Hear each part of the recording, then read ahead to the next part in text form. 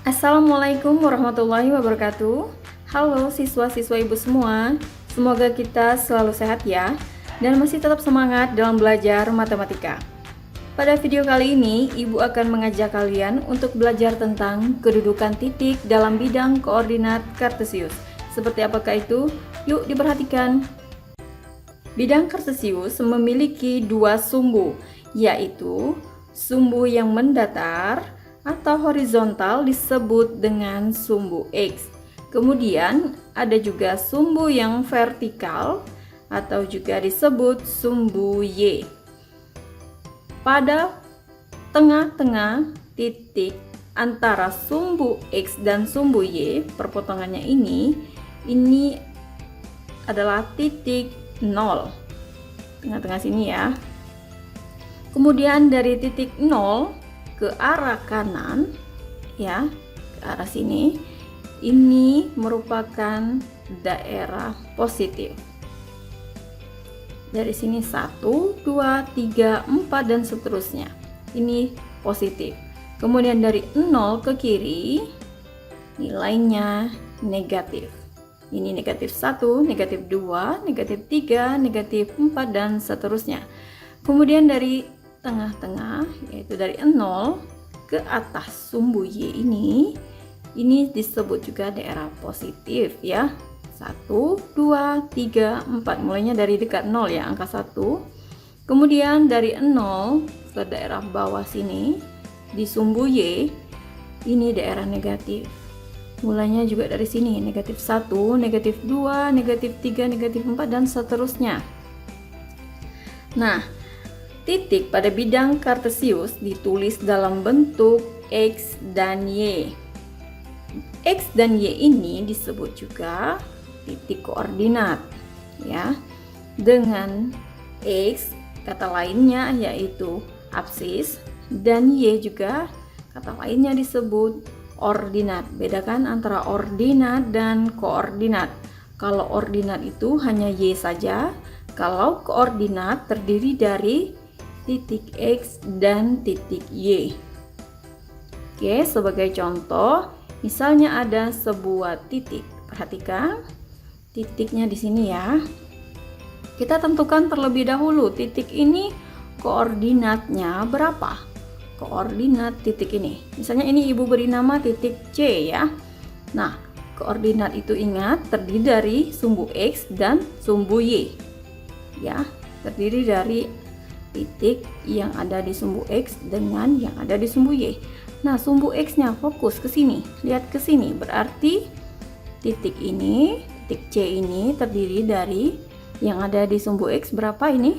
4. Yang ada di sumbu Y ini berapa? 2. Maka titik C ini koordinatnya yaitu 4,2. Ingat ya, 4,2 karena dimulai dari X dulu baru ke Y.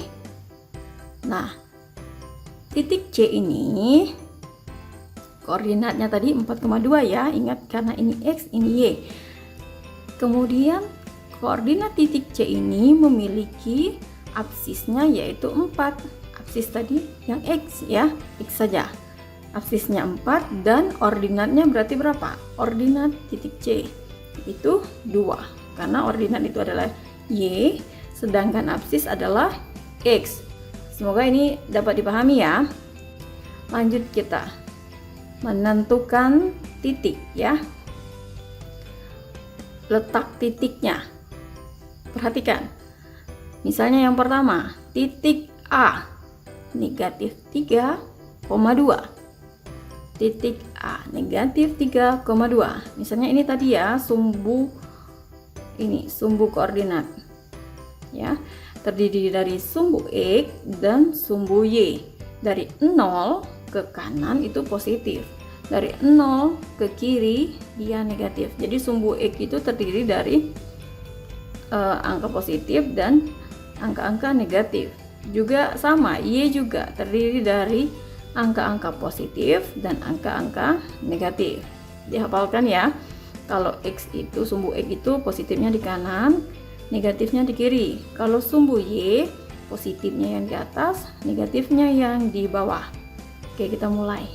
Ingat tadi bahwa dalam menentukan sebuah titik yang harus difokus atau diingat, itu yang pertama yaitu fokusnya ke sumbu X-nya dulu. Oke, titik tadi kan terdiri dari X dan Y. Ini adalah X. X-nya negatif 3, berarti letaknya di mana? Kalau nggak di kiri, di kanan. Karena dia negatif, berarti di kiri. Sini ya. Lanjut. Ingat ya, X ya. Yang kita lihat adalah X. Negatif 3. Kemudian yang Y-nya 2. Nah, Y-nya atas atau di bawah? Karena dia positif, berarti di atas. Berarti negatif 3 tadi di sini, 2-nya di sini. Oke, kita hubungkan. Nah, itu ya. Sini titiknya di tengah-tengah. Ini disebut titik A, yaitu negatif 3,2. Ini ya, lanjut ke yang kedua. 5,1 titik B. 5,1. Lagi-lagi ingat, matanya harus fokus ke sumbu X terlebih dahulu. 5 itu di mana? Sini ya. Kemudian 1. Satunya lihat sumbu Y. Sumbu Y di mana? 1.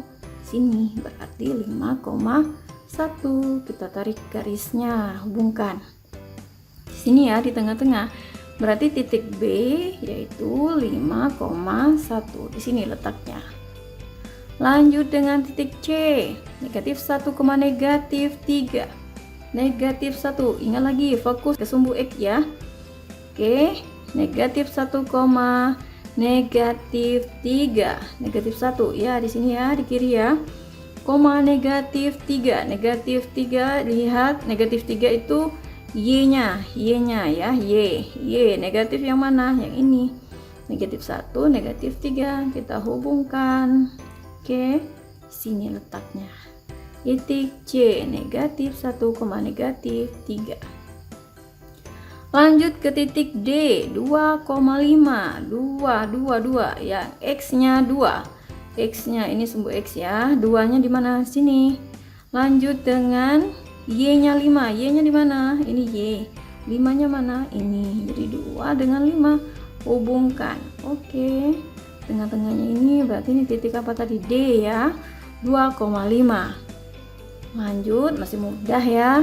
Lanjut lagi titik E. 3, negatif 6. 3 ini punya X. Oke, X-nya yang mana? 3. Sini ya. Negatif 6. Negatif 6 itu punya Y. Ini Y ya. Y-nya negatif 6. Wah, di bawah sini ya berarti ya. 3, negatif 6 kita hubungkan. Ya, di tengah-tengah sini titiknya. Yaitu E. 3, negatif 6. Lanjut 0, negatif 5. X-nya 0. Kita lihat di sini ya, X-nya 0. Kemudian Y-nya di negatif 5. Ingat ya, bukan di sini. Ini salah. Karena ini punya X. Karena punya Y yang di sini. Ya, ini kan Y ya. Berarti 0, negatif 5-nya itu punya Y di sini. Berarti titiknya di tengah-tengah sini karena di ini 0. Negatif 5 di mana? Di bawah. Maka di sinilah titiknya. Titik F. 0, negatif 5. Ya, lanjut titik G. Negatif 5,0. Nah, fokus dulu ke titik X-nya di mana? Negatif 5. Ini sumbu X-nya. Negatif 5-nya di mana? Sini ya. 0. Maka dia tidak bergerak. Ya, 0-nya tetap mantap di sini aja, nggak naik ke atas, nggak ke bawah. 0 dia di sini, berarti di sini titiknya negatif 5,0 ya. Ingat ya, semoga ini dapat dipahami. Oke, lanjut kita. Dalam bidang koordinat kartesius itu memiliki 4 bidang. Bidang dalam koordinat kartesius itu disebut kuadran. Ada 4 ya, 1, 2, 3, 4. Ini bidang ya namanya. Oke, ini bidang yang pertama disebut kuadran 1. Kuadran 1 itu terdiri dari sumbu X-nya positif, ini ya, dan Y-nya juga positif. Kemudian yang di sebelahnya ini disebut dengan kuadran 2. Kuadran 2 terdiri dari sumbu X yang negatif dan sumbu Y-nya positif ya. Lanjut ke berikutnya di sini, yaitu kuadran 3. Pada kuadran 3 ini sumbu X-nya ini apa? Negatif, dan sumbu Y-nya juga negatif. Dan terakhir ada kuadran 4. Kuadran 4 terdiri dari sumbu X-nya ini positif dan sumbu Y-nya negatif. Seperti itu ya. Oke, lanjut lagi kita. Untuk menentukan jarak titik terhadap sumbu X, yang perlu kalian lihat itu cukup Y-nya saja, angka Y-nya saja ya. Jika yang ditanya jarak titik terhadap sumbu X, maka yang diambil cukup Y. Titik Y-nya berapa? Nah, jika yang ditanya jarak titik terhadap sumbu Y, maka yang diambil angka X-nya. Ingat, hanya yang angkanya saja ya. Tanda negatif atau positifnya ini juga ngaruh ya. Oke, misalnya ada contoh, terdapat titik A 4,3 dan titik B di sini misalnya negatif 2, negatif 3 ya. Oke, pertanyaannya jarak titik A terhadap sumbu X, misalnya gitu. Jarak titik A, ini titik A terhadap sumbu X. Ini ya, dari sini ke sini ini berapa? Terhadap sumbu X. Kita hitung. 1, 2, 3. 3 kotak ya. 1, 2, 3. Nah, kalau yang mudahnya tadi, kalau yang ditanya terhadap sumbu X, maka yang diambil yang Y. Nah, jadi kalau pertanyaannya jarak titik A terhadap sumbu X, berarti yang diambil yang Y, karena terhadap sumbu X, berarti yang Y berapa? 3 ya. Nah, 3 buktikannya tadi dari sini ke bawah sini berapa jaraknya? 3 kan? Nah, begitu ya. Lanjut pertanyaannya, jika yang ditanya jarak titik A terhadap sumbu Y, ini nih titiknya. Kalau terhadap sumbu Y ini berapa? Berapa langkah nih ke sini? Coba kita hitung. Ya, 1, 2, 3, 4. Ya. Jawabannya 4 ya. Atau cara mudahnya, kalau yang ditanya titik A ini terhadap sumbu Y, lawannya yang diingat ya. Berarti kalau terhadap sumbu Y, yang kita lihat adalah yang X. Yang X-nya berapa? 4. Maka jawabannya 4. 4 kotak ya. Atau 4 satuan. Oke, bagaimana kalau titik B? Pertanyaannya, jarak titik B terhadap sumbu X. Jarak titik B, ini titiknya, terhadap sumbu X. Sumbu X yang mana? Ini. Jadi dari sini ke sini ini berapa? Hitung aja. Sama kayak ini kan, 1, 2, 3. Berarti 3 ya. Jawabannya 3. Atau pakai rumus tadi, kalau yang ditanya terhadap sumbu X, berarti yang dilihat Y. Berarti Y-nya berapa? 3. Ingat, ambil angkanya saja. 3. Nah, bagaimana kalau yang ditanya jarak titik B terhadap sumbu Y? Sumbu Y berarti yang diambil yang X. Yang X berapa? 2. 2 ya. Atau pakai buktinya, kalau titik B ini terhadap sumbu Y, titik B-nya di sini terhadap sumbu Y. Sumbu Y yang mana? Yang ini ya. Berarti dari sini ke sini ini berapa jaraknya? 2 kan? 1, 2. Nah, gitu ya. Boleh pakai rumus ini, boleh juga pakai pembuktian dengan cara menghitung ya. Sama saja hasilnya. Itulah tadi penjelasan tentang kedudukan titik dalam bidang koordinat kartesius. Semoga dapat dipahami dan bermanfaat untuk semua. Sampai jumpa pada video-video selanjutnya. Assalamualaikum warahmatullahi wabarakatuh.